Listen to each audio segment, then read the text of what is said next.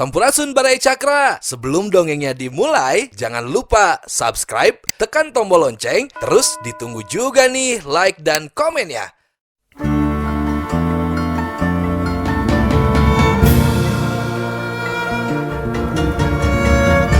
Baraya Cakra, parantos waktosna 80,5 FM Radio Cakra, midangkeun dongeng Sunda Dora-Dori.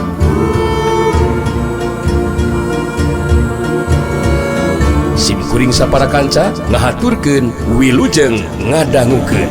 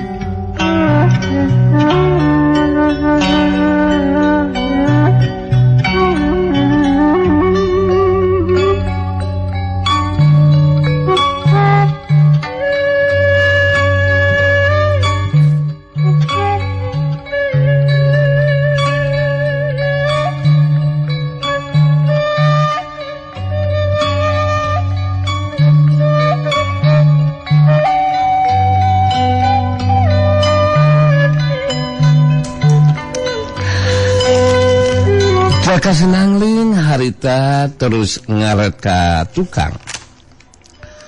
Mbah Balungan si Gobang Karoban jeung Nyai Karumbi si Pedang Iblis katut ti lampegan si Pecut Maut geus ngarti kana reret Jaka Kasenangling. Diluanana harita ting jurelat.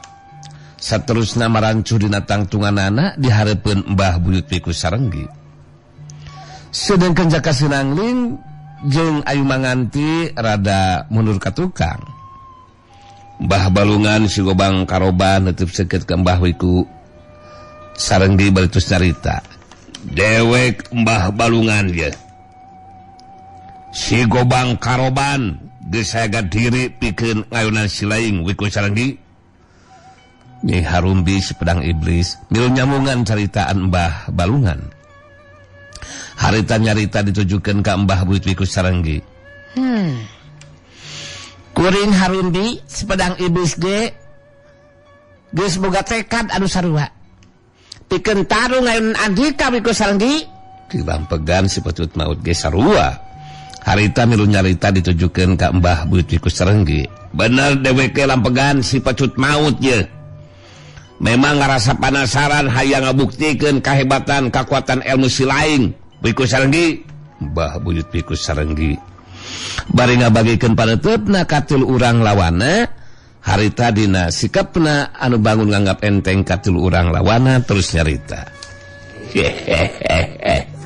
Wok berwok nad si laing tiluan geus balosan hirup pun kitu mah ya. Nad maka jeung rek ngabantu ngabela ka si Jaka Kasenangling sagarupa. Gede hate si laing. Maka jeung rek maju babarengan ngahurup ka lewek. Si laing tiluan kudu ngarti. Cukup ku sageprakan mangka si laing tiluan bakal rubuh eueuh nyawaan alias modal deuleu. Nyai Harumbi si Pedang Iblis langsung mesat pedangna bari nyarita. Teu kudu baka nyamukeun diri maneh Piku Sarenggi, urang ajar. Kuring tiluan moal make kudu sentar ngayonan lawan saperti maneh Piku Sarenggi. Mbah Balungan si Gobang Karoban mesat senjata gobangna. Kitu deui kilampegan harita nyabut senjata pecutna. Tiluanana pada saga diri pikeun majuna rajang babarengan. Sedengkeun Jaka Kasenangling harita nyelang merhatikeun kelabah tempat tarung campuh tawuran.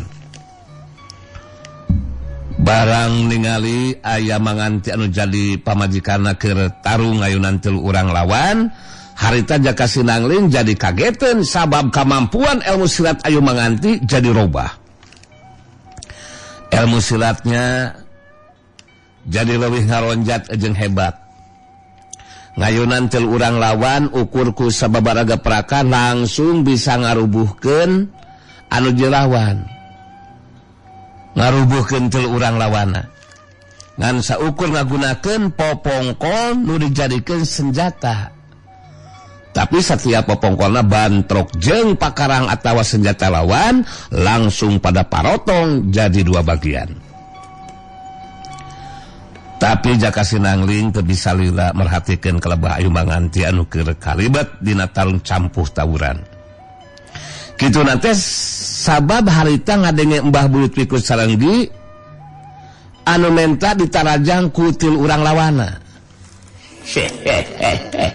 Wok berwok ned si lain tiluan diberi kesempatan ku dewek bikin maju babarengan sia lantaran si lain geus boga tekad bikin rubuh eueuh nyawaan ku dewek sia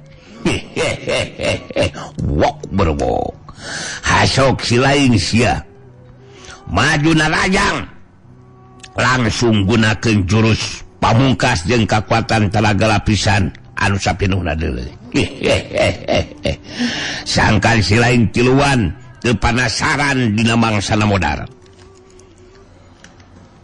Mbah Balungan jeung Nyai Harumbi katut ke lampegan masing-masing geus pada saga diri dina mangsana maju narajang. Masing-masing langsung pada ngagunakeun jurus pamungkasna jeung kakuatan tenaga lapisan sapinuhna. Mbah Balungan maju narajang tinggalaro tiluan patembalan. Dadah panajang dewek Wiku Sarenggi. Hayat rasakeun sabetan padang ye. Hayat pecut maut dewek rasakeun sia. Hayat tiluanana ting celat maju narajang. Mbah Buyut Wiku Sarenggi harita ngebutkeun leungeun katuhuna pundah pindah ditujukeun ka tilu urang lawana anu maju babarengan. Kajadian anu lumangsung ngagetkeun Jaka Sinangling jeung Saraswati. Sabab geteran kakuatan anu rosa anu kaluar tina leungeunna Mbah Buyut Wiku Sarenggi harita nemrag kana badan Mbah Balungan. Saterusna nemrag kana badan Nyai Harumbi. Anu paling akhir getaran kekuatan teh nemrag kana badanna Kilampegan. War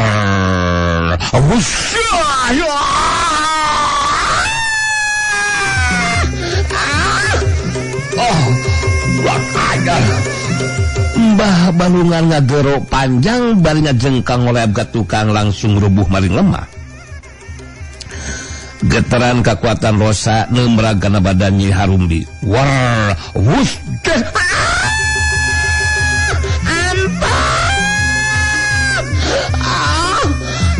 Nyai Harumbi ngacerit nahan kan nyeri badan ngacengkang oleh abgat tukang. Jengkang koleab kebut. Getaran kekuatan rosa nebrag kana badana Kilampegan. Wow hush gesah. Waduh.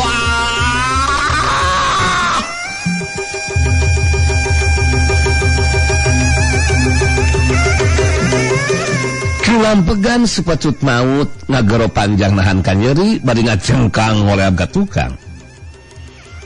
Jengkang koleab kebut tilu urang lawan Mbah Buyut Wiku Sarenggi. Sukuna ting karajat sakedeung saterusna cicing pikeun salilana. Tiluanana pada ajal binasa. Pada ngageter hati Jaka Sinangling jeung Saraswati ningali kana keta kaayaan. Jaka Sinangling langsung nangtukeun sikapna. Pikeun ngagunakeun ilmu pancar manunggaling alam. Sedengkeun Saraswati bari merhatikeun nu lawan harita ngagerentes dina jo hatena. Udah harapkeun sangkan pamajikan jeung anak. Jadi korbana si Wiku Sarenggi teh. Sakedeung ge bakal jadi kenyataan Kang Rawing. Anjeun bener-bener ega. Abdi jeung Angling bakal ajal babarengan dina poe ieu. Sabab geus jelas Wiku Sarenggi memang lain tandingan abdi jeung Angling Kang Rawing. urang bakal patura pikeun salirana. Pileuyan Kang Rawing. Pileuyan. Saraswati nyoba nenangkeun pikiran jeung perasaanana. Kanyataan anu bakal disinghareupan geus hamo bisa disingkahan. Sedengkeun Jaka Sinangling geus ngabangun sikap sembah di hareupeun dadana. Sakujur badana jadi dilapis ku cahaya bodas ipis. Saraswati geus ngarti Jaka Sinangling anu jadi anakna bakal ngagunakeun ilmu pancar manunggaling alam mangrupa ilmu pamungkasna.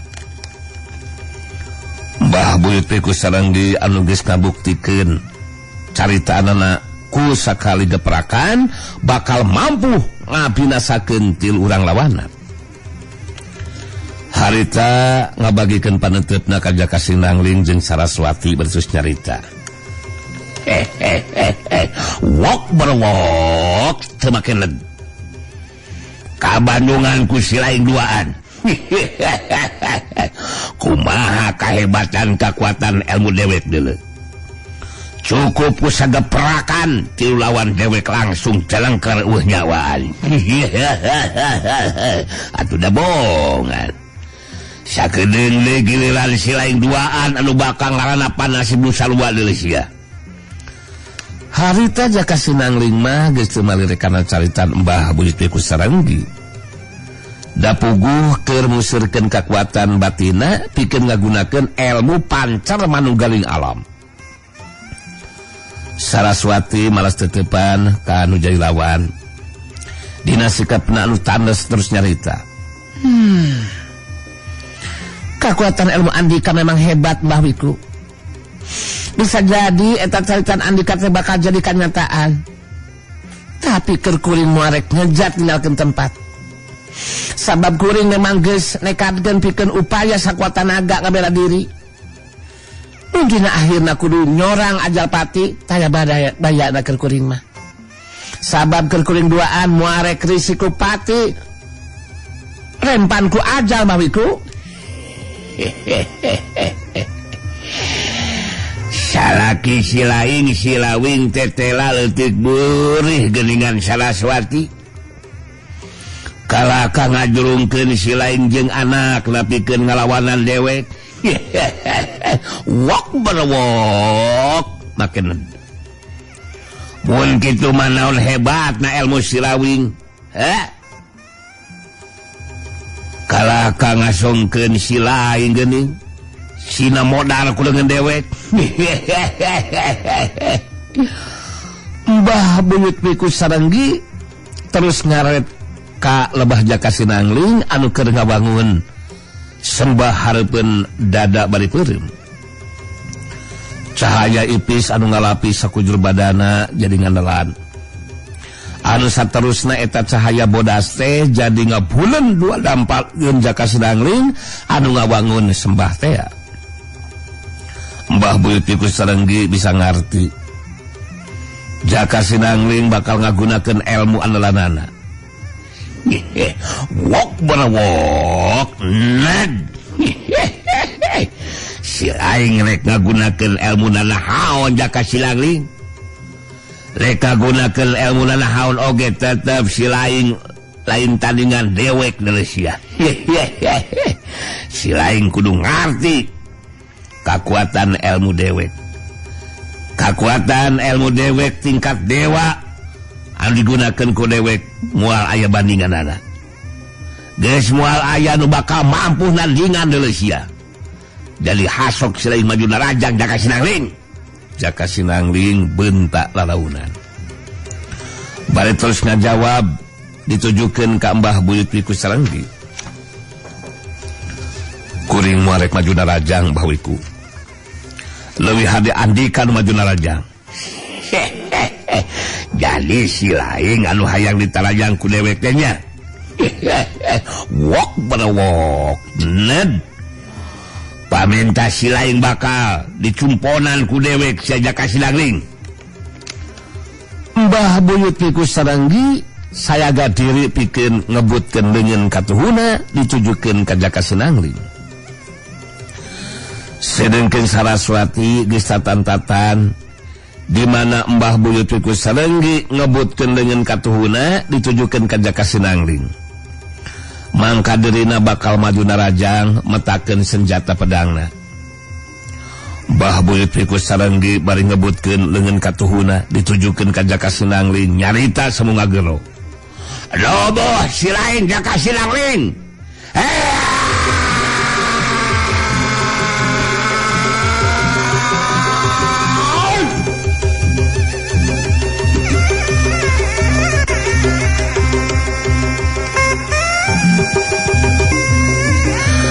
Geteran kekuatan anu rosa kaluar tina dengan katuhuna Mbah Buyut Wiku Sarenggi. Sedengkeun Saraswati meh bareng jeung gerakan Mbah Buyut Sarenggi anu ngebutkeun leungeun katuhuna. Harita Saraswati ngajlerat maju narajang bari metakeun senjata pedangna. Sedengkeun Jaka Sinangling harita ngagerakeun sapasang leungeunna. Gulungan cahaya bodas anu ngabulen kana sapasang dampal leungeunna harita ngablesat mapa geter kakuatan panarajang nu jadi lawan. Dua kekuatan tanaga lapisan tingkat tinggi harita bantrok. Geteran kekuatan rosa anu jadi lawan bantrok jeung gulungan cahaya bodas nimulkeun sora anu ngabledag. War, wuss, hiuk bledag, gas. Balukar tina bantrokna eta dua kekuatan harita Jaka Sinangling ngadarideg menurut sababarengkah ka tukang. Gancang Jaka Sinangling ngajaga kasaimbangan badana. Terus mancukeun di tangtunganana. Sedengkeun Saraswati anu ngajlerat maju narajang jadi kageteun sabab gerakan Mbah Buyut Wiku Sarenggi cepet nakeran. Ngabutkeun dengan katuhuna ditujukeun ka Saraswati. Tapi Saraswati waspada samemeh badana ditemra ku geteran kekuatan rosa panarajang nu dilawan. Harita Saraswati gancang ngajulaitkeun badana sababaraha jumpali ka gigir. Nyingkahan geteran kekuatan anu rek nemra kana badana. Suralit, suralit, jumpalik, zinig. Saraswati mancukeun tangtunganana bari ngatur ring hapanapasna. Rada ngemplong hatena bisa nyingkahan geteran kekuatan panarajang nuju lawan. Barang ngaret kalaban Jaka Sinangling anu jadi anakna Saraswati jadi kageteun ningali Jaka Sinangling anu kakara mancukeun tangtunganana sanggeus ngadarideg mundur ka tukang sababarengkah. Ningali kana eta kaayaan harita Saraswati ngagerentes dina jero hatena. Tetela emo pancen manunggaling alam. Bisa diungkulan ku Mbah Buyut Wiku Sarenggi. Pun kitu mah beja. Ngeunaan Mbah Buyut Wiku Sarenggi boga kakuatan ilmu tingkat dewa teh. Memang kenyataan anu bisa dibantah. Ngalih kaayaan seperti kieu mah. Sok sanajan Kang Rawin ge cantang tu bakal nimbangan karena kekuatan ilmuna Mbah Buyut Wiku Sarenggi. Jaka Sinangling anu geus mancu di tangtunganana harta masih tetap dina sikapna ngagunakeun ilmu pancer manunggaling alam. Ningali Jaka Sinangling anu dilawana tacan bisa ngarubuhkeun harita Mbah Buyut Wiku Sarenggi rada kageteun oge. Sabab gu ijiran maeh nama Jaka Sinangling teh henteu saukur ngadarideg mundur ka tukang sababarengkah tapi terus roboh ngababengkang maring lemah.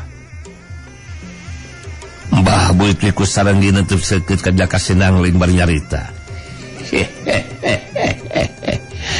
Silain cukup lumayan oge Jaka Sinangling. Sabab bisa ngimpangan kakuatan jurus kahiji anu digunakeun ku dewek. Wak belewokneun. Tapi kekuatan si lain mah bisa tahan lila deuleu sia.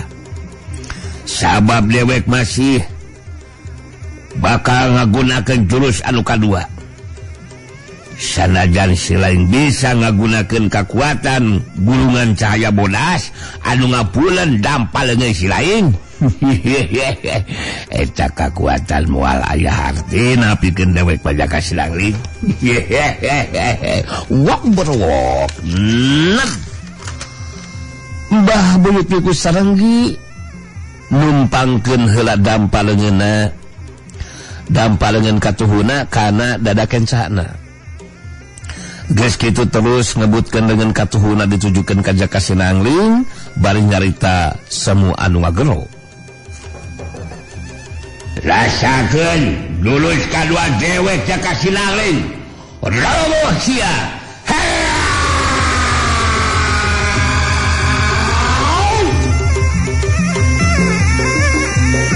Meh bareng jeung Mbah Buyut Piku Sarenggi ngebutkeun leungeun katuhuna kalebah Jaka Sinangling. Harita Saraswati ngaclerat deui majuna rajang kanuju lawan. Sedengkeun Jaka Sinangling harita ngagerakeun deui sapasang leungeunna. Gulungan cahaya bodas ngablesat deui mapa geteran kakuatan panarajang nu jadi lawan. Geteran kakuatan Rosa mangrupa kekuatan panarajang lawan bantrok deui jeung gulungan cahaya bodas menimbulkeun sora anu ngabredag. War, wus, wuk bedak, gas. Akibatina eta bantrokan dua kekuatan Jaka Sinangling ngabangkil mundur sabalengkah ka tukang.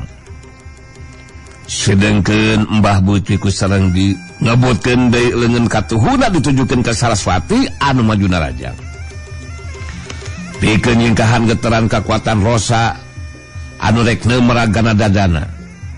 Harita geus taya deui cara pikeun Saraswati kajaba ti ngarubuhkeun dirina kalebah kenca. Tapi geteran kekuatan Rosa teh jadi nyamer kana pedangna Saraswati. Ngajadikeun pedang Saraswati papulicat hancur. Saraswati ngagorentelkeun badana. Waktu rek cengkat nangtung leungeun katuhuna jadi karasa nyeri. Lantaran pedang teh dicekelan ku leungeun katu Saraswati. Geteran kekuatan Rosa mangrupa panarajang lawan ngajadikeun leungeun katu Saraswati karasa jadi nyeri. Eta rasa nyeri saterusna ngarambah kana sakujur badana.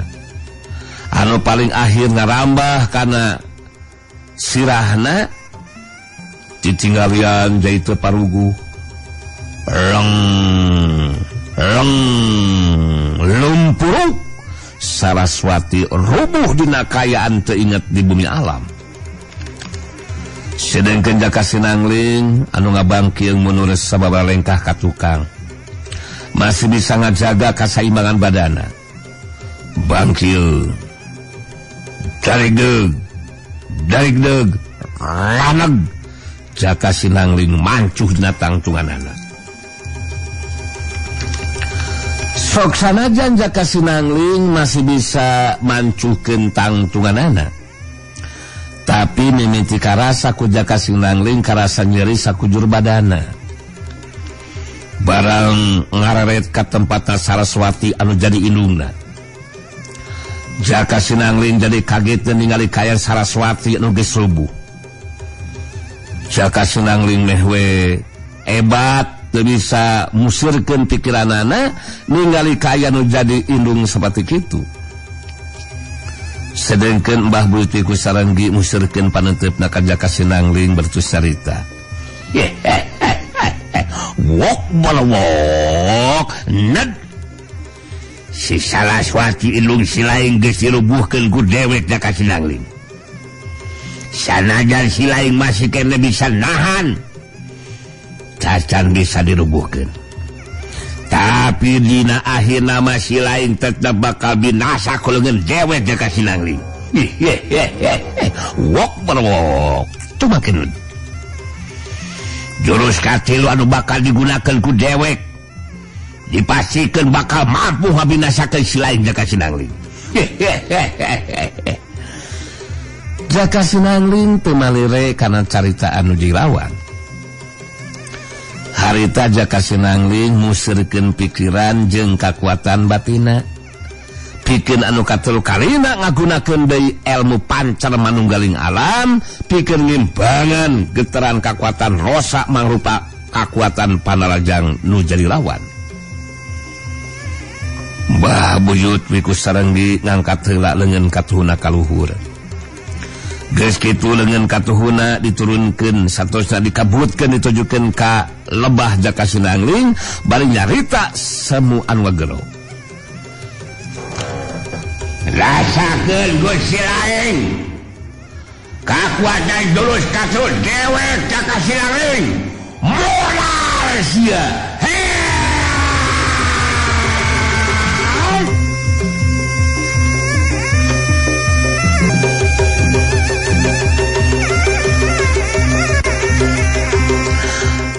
Getaran kekuatan jelebih rosa da puguh ngagunakeun jurus katilu.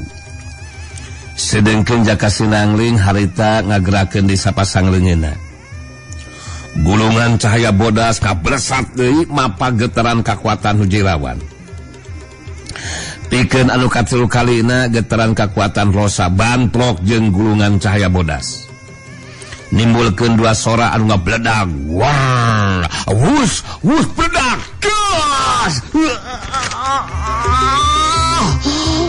Jaka Sinangling ngageronahan kan jadi bari ngabangkiung menurut ka tukang sababaraha lengkah. Bangkiung darig kudupruk.